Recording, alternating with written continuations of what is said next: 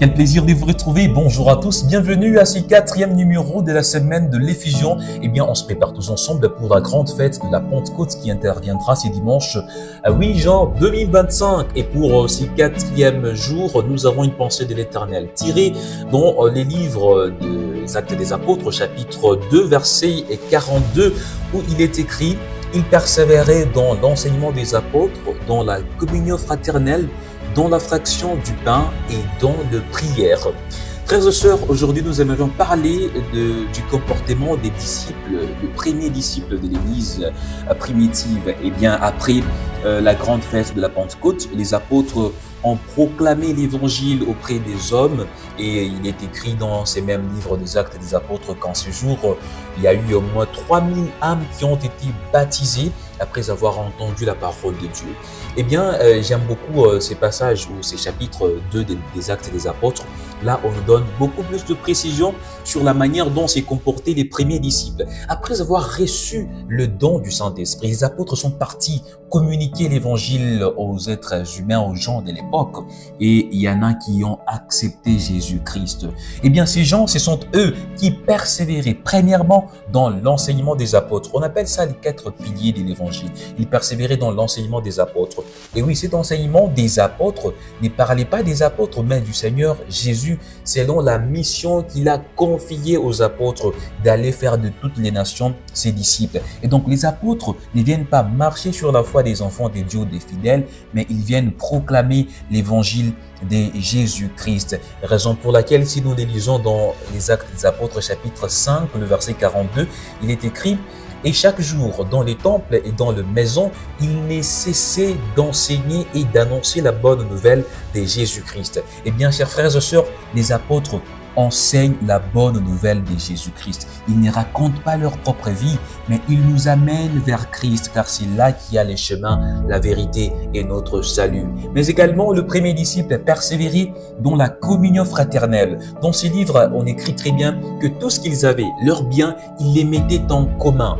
Ils partageaient tout ce qu'ils avaient et il n'y avait pas les histoires des querelles. Voilà un comportement qui manifeste la présence de l'Esprit de Dieu au-dedans de ses enfants.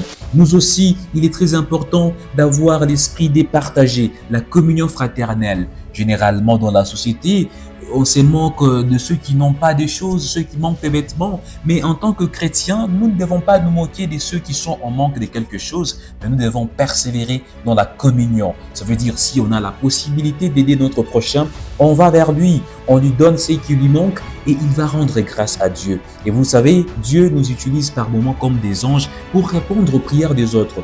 Les peu que tu as, l'action que tu vas poser pour donner à ton prochain, eh bien, ça sera l'exaucement d'une prière qu'il a faite à Dieu depuis des moments peut-être que toi tu l'ignores. Eh bien, à part ça, ils persévéraient dans la fraction du pain. Ils mangeaient tous ensemble, tout ce qu'ils avaient, ils amenaient à la table et puis ils mangeaient. Voyez les degrés de l'amour qui régnaient dans l'église primitive quand les chrétiens avaient cet amour, ce premier amour pour leur Dieu.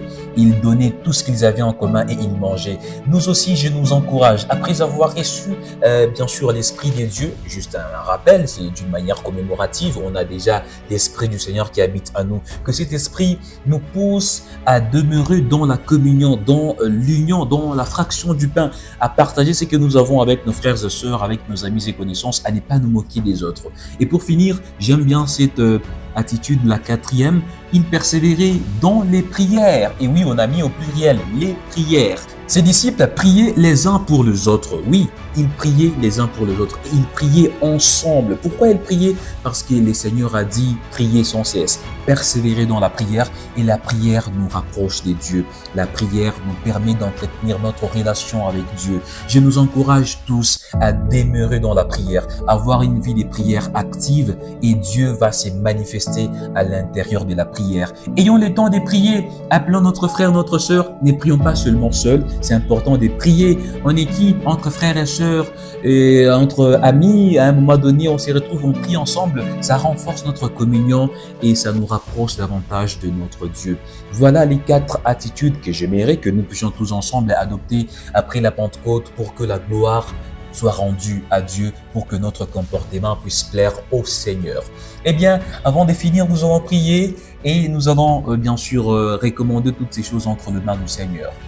Père éternel, Dieu Tout-Puissant, merci de nous apprendre encore à demeurer dans l'enseignement des apôtres, dans la communion fraternelle, dans la fraction du pain et dans les prières. Accorde-nous la force d'y arriver et que la chair ne puisse pas nous en empêcher. Au nom de Jésus, notre Seigneur et Sauveur. Amen. Frères et sœurs, retrouvons-nous demain pour notre 5e jour de la semaine de l'effusion. Il n'y en reste plus que 2. Au revoir, que Dieu vous bénisse. Bye bye.